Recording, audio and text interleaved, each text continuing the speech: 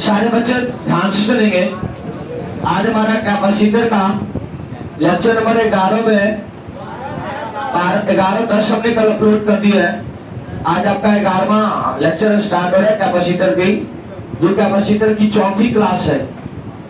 तीसरी क्लास पहली क्लास आपका लेक्चर नंबर 8 पे है, दूसरी क्लास कैपेसिटर का 9 पे है, तीसरी क्लास लेक्चर नंबर 10 पे है और चौथी क्लास लेक्चर नंबर 11 पे आ रहा है। हमारी एनसीईआरटी की जो टॉपिक है वह है capacitance of parallel plate capacitor. Capacitance of parallel plate capacitor, इससे संबंधित 3 क्वेश्चन आते हैं, चाहे वो बोर्ड का क्वेश्चन हो चाहे वो कंपटीशन का क्वेश्चन हो। ध्यान से सुनिएगा, इससे संबंधित 3 क्वेश्चन आएंगे। एक आएगा दोनों प्लेट के बीच में एयर होगा, एयर भरा रहेगा। दूसरा आएगा, ध्यान सुनिएगा वो, दूसरा आएगा कोई मीडियम भरा रहेगा और तीसरा रहेगा कोई डाइलेक्ट्रिक स्लैब इंसर्टेड रहेगा, कुछ खाली रहेगा कुछ भरा रहेगा। 3 तरह के क्वेश्चन आएंगे। बोर्ड में हमें 2 तरह के क्वेश्चन आते हैं, एक पहला वाला और एक लास्ट वाला। बीच वाला क्वेश्चंस नहीं आते लगभग, कभी कभी आपको अभी तक नहीं पूछा है, वैसे हमें तीनों पढ़ लेना है। हमारी जो फोकस है वो कैपेसिटेंस पे है। किसका कैपेसिटेंस निकालना है? Parallel plate capacitance. इसमें कितने क्वेश्चन आ सकते हैं? जिसमें पहली क्वेश्चन की चर्चा हम लोग आज कर रहे हैं, जिसमें हमें निकालना है कैपेसिटेंस कब, जब एयर भरा हुआ है। क्वेश्चन लिख लें, फाइंड the capacitance of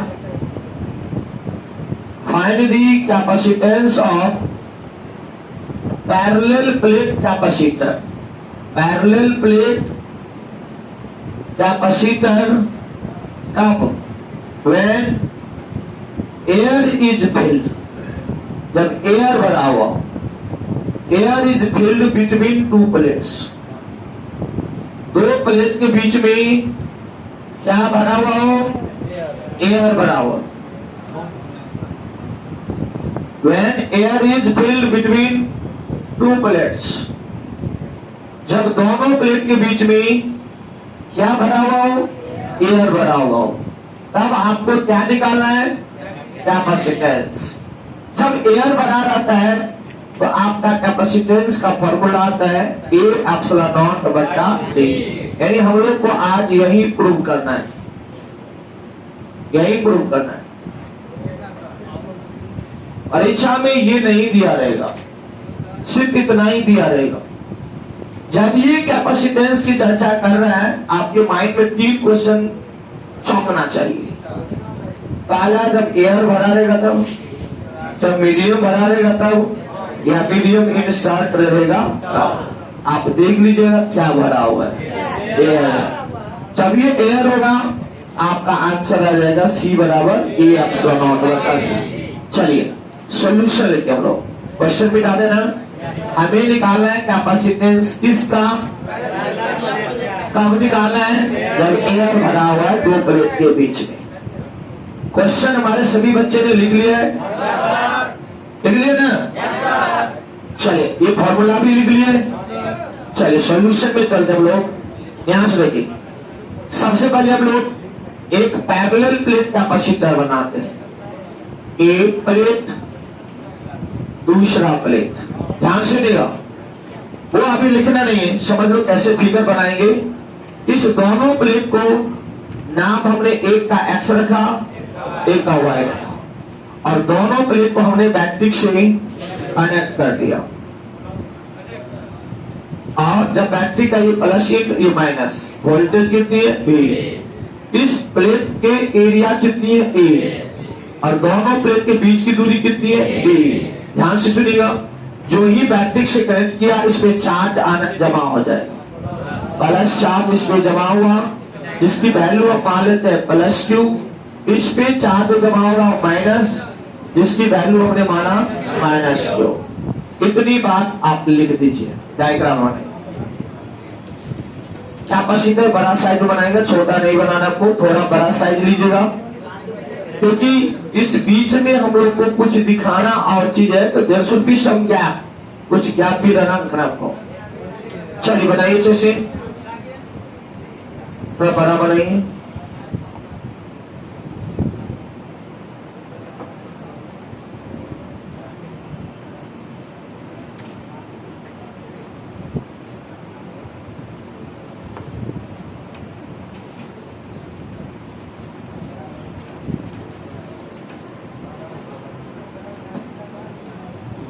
बोलिए नहीं,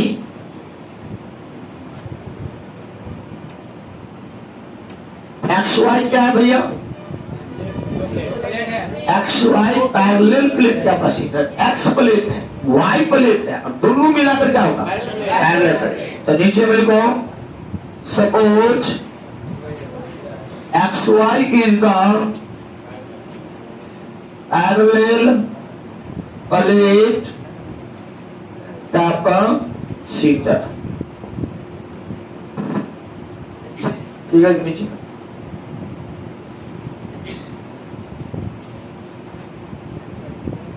Suppose XY is a parallel plate capacitor। इसी पॉइंट के नीचे में फ्रॉम फिगर से, फिगर में आपको क्या क्या चीज दिखाई दे रहा है?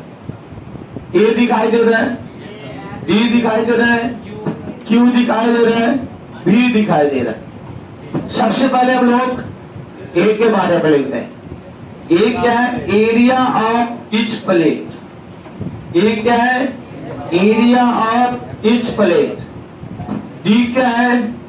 Distance between two plates, distance between two plates. फिर देखिए क्यू क्या है? Charge on capacitor. क्यू क्या है? आप नीचे में यहां लिखोगे, क्यू क्या है? Charge on capacitor. चलिए, चार्ज ऑन कैपेसिटर, क्यू क्या हो गया भैया? Charge on capacitor. क्यू क्या हो गया? Charge on capacitor.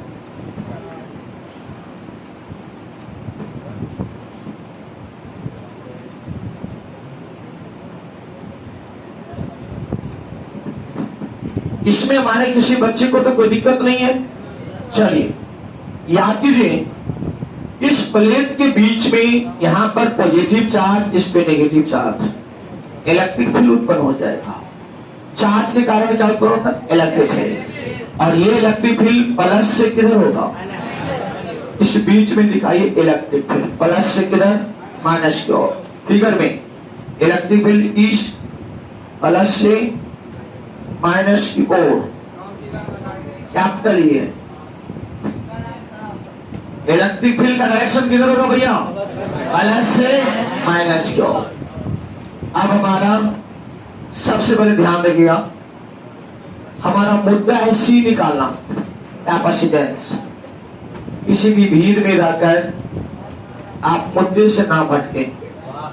हमारा मुद्दा क्या है? निकालना सी। क्या निकाले? सी, कैपेसिटेंस। मैं यहाँ पे कुछ रब कर रहा हूं, हमारे बच्चे यहां तक तो लिख लिए होंगे, मैं इसे मिटा दूं ना। चलिए ध्यान से सुनिएगा, लिख लिए।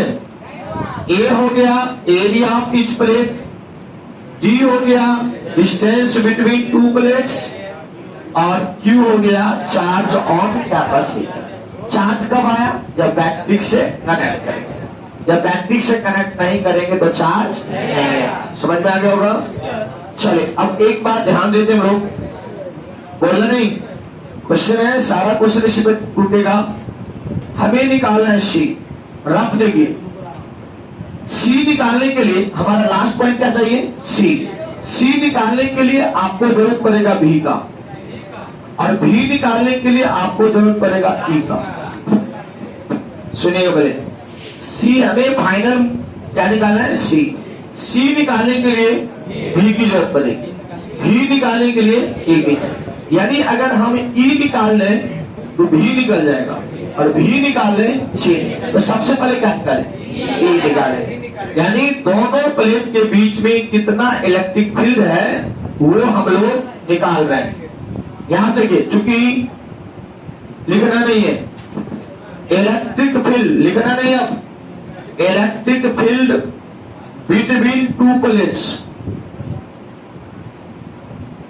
Electric field between two plates नहीं लिखिएगा, याद हो जाएगा भी। और ये याद होने के बाद अगला दोनों क्वेश्चन भी क्या हो गया, याद हो जाएगा। मैथ का क्वेश्चन याद है, बीच में लिखा जाता है E बराबर सिग्मा बाई एप्सिलॉन नॉट। रुक जाइएगा, कैसे हुआ सुनिए, याद कीजिएगा। जब एक और चार्ज होता है तो सिग्मा बाई 2 एप्सिलॉन नॉट, एक और चार्ज होने पर, और यहाँ कितनी साइड चार्ज, इसलिए सिग्मा बाई कितना हो जाएगा, एप्सिलॉन नॉट। याद हो गया होगा। और ये भी याद होगा, सिग्मा का सूत्र होता है Q बाई ए, सिग्मा का सूत्र Q बाई ए। यहां देखिए, सिग्मा हट गया, Q बाई ए, नीचे में क्या है, इक्वेशन कितना हुआ। हमने यहां पर एक चीज दिखाया, चूंकि सिग्मा बराबर Q बाई ए, इतना हमारे बच्चे नोट कर लेते। कोई पूछे कैपेसिटर के दोनों प्लेट के बीच में इलेक्ट्रिक फील्ड कितना हो, ऑब्जेक्टिव में आ सकता है सिग्मा बाई 2 की सिग्मा बाई एप्सिलॉन है, एक और चार्ज है कि दोनों है, इसलिए सिग्मा बाई एप्सिलॉन होगा। प्रूफ किए हुए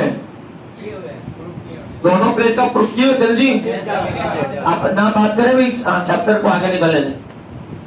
सिग्मा बाई एप्सिलॉन और सिग्मा का सूत्र हो जाएगा Q बाई ए, हटाना कर लीजिए।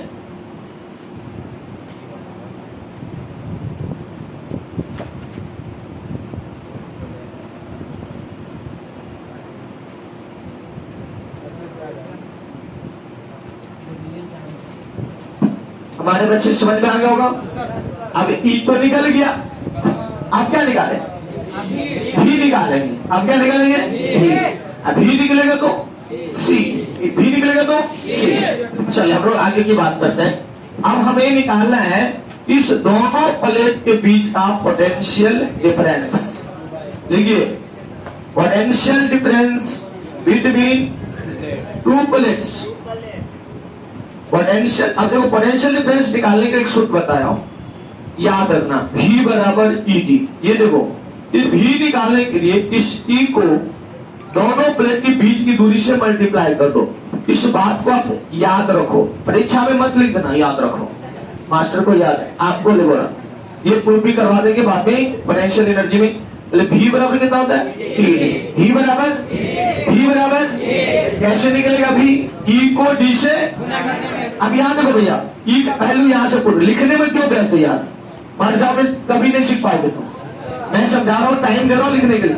V बराबर क्या है, E का वैल्यू यहाँ से पुट कर दो, तो क्या हो जाएगा, Q by A epsilon naught into D। अब Q को किससे मल्टीप्लाई, V बराबर QD by A epsilon naught. Equation आ गया सेकंड, बता रही है।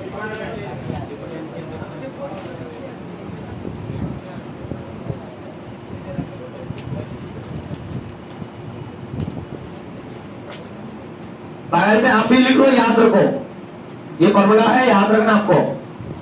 भैया बाद में बोलो भी कहां से आ गया, तो याद करना है V बराबर ET।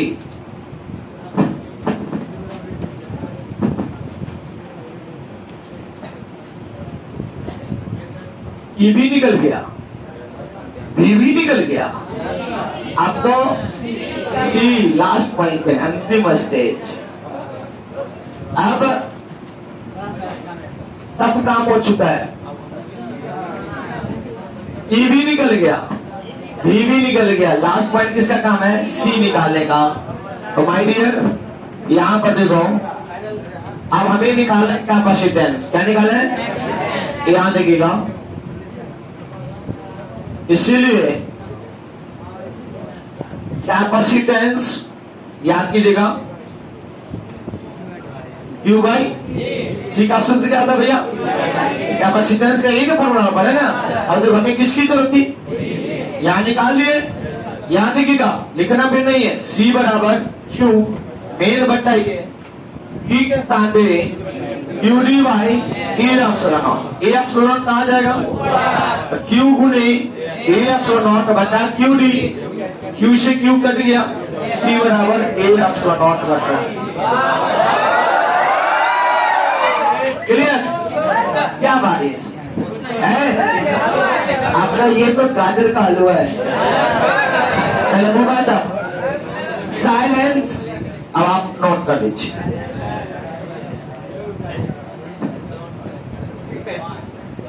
बात नहीं बिल्कुल। सी का सूत्र आ गया ए एप्सिलॉन नॉट बटे डी। फार्मूला कब लागू होगा? जब दोनों प्लेट के बीच में एयर हो। जब दोनों प्लेट के बीच में एयर हो। सी बराबर A epsilon naught by D. C बराबर A epsilon naught by D. बात नहीं करना ज्यादा, मैं पूछता हूं ध्यान से। अब मैं पिटाई करूंगा। छोटा पाइप का है मेरा। चलिए अब आपका क्वेश्चन एक शॉर्ट आ रहा है कि सी जो है किन किन बातों पर निर्भर करेगा। कैपेसिटेंस किन किन बातों पर निर्भर करता है। क्वेश्चन ये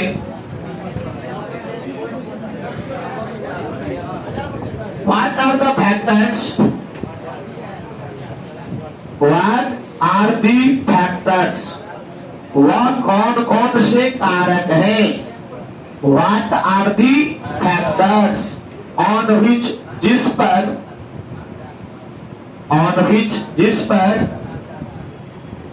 कैपेसिटेंस,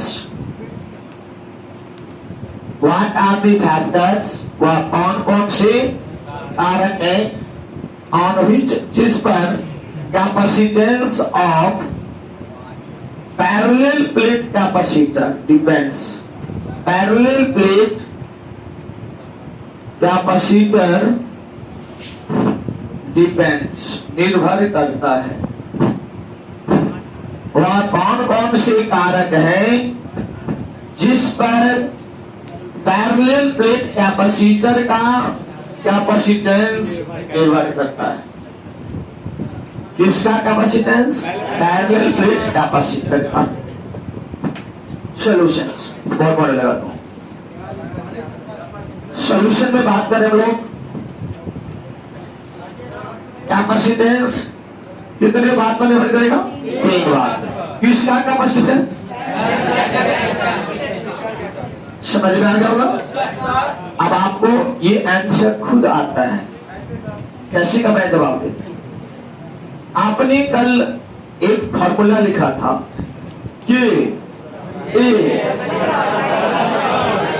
लिखा था भैया कैपेसिटेंस तीन बात पे, एक देखो एरिया पे, डिस्टेंस पे, कांस्टेंट। ये तो कांस्टेंट चीज है, ये डाइलेक्ट्रिक कांस्टेंट। एयर रहेगा तो कुछ, वाटर रहेगा तो कुछ, लेकिन ये तो एप्सिलॉन नॉट तो कांस्टेंट वैल्यू है। तो भैया कैपेसिटेंस कितने बात पे? चलो सॉल्यूशन लिखो।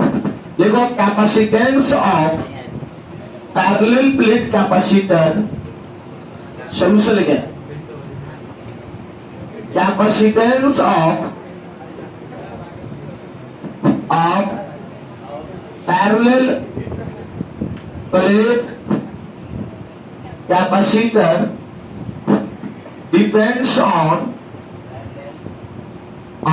कितने फैक्टर थे? 3 फैक्टर्स। नंबर 1 3 फैक्टर पर निर्भर करेगा। Capacitance on parallel plate capacitor depends on 3 factors. पहली एरिया पे, एरिया ऑफ प्लेट अंडरलाइन कर लो। Area of plate. पहला किस चीज पर डिपेंड करेगा? एरिया ऑफ प्लेट पे। कैसा रिलेशन हो देखो, रफ देखो, आपने अभी भी पढ़ा है ए एप्सिलॉन नॉट बटा डी। भैया ए ऊपर में कि नीचे में?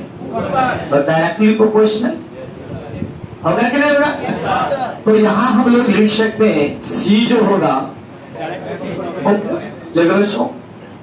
एरिया प्लेट मतलब सी डायरेक्टली प्रोपोर्शनल ए का। अगर एरिया दुगुना हो जाए तो कैपेसिटेंस भी, एरिया बढ़ेगा कैपेसिटेंस, एरिया तिगुना कैपेसिटेंस भी तिगुना। कोई दिक्कत नहीं। अब करेगा डिस्टेंस पे। दूसरा distance between two plates, distance between two plates. वो डी नीचे में था ऊपर में था? डायरेक्टली कि इनवर्सली? तो सी इनवर्सली प्रोपोर्शनल डी का। इसका मतलब जब डिस्टेंस बढ़ेगा तो कैपेसिटेंस घट जाएगा, डिस्टेंस दुगुना तो कैपेसिटेंस आधा, और डिस्टेंस आधा तो कैपेसिटेंस दोगुना।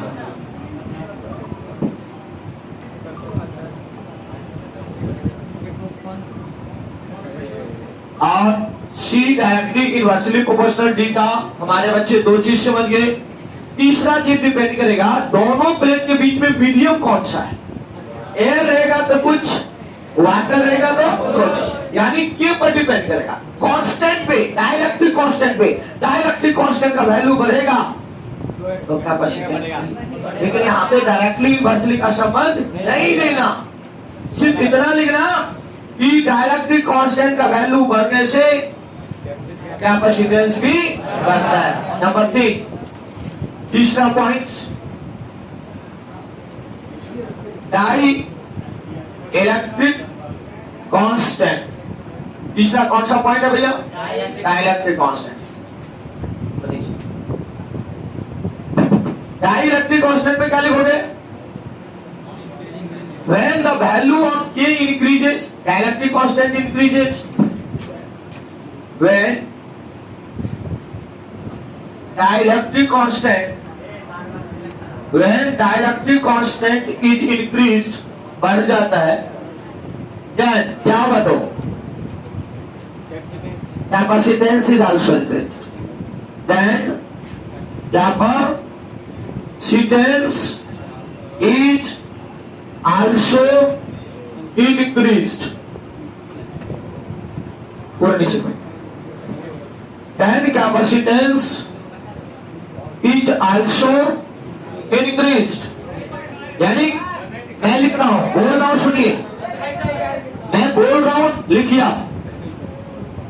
when dielectric constant is increased, जब dielectric constant बढ़ जाता है then तब कैपेसिटेंस भी क्या हो जाता है?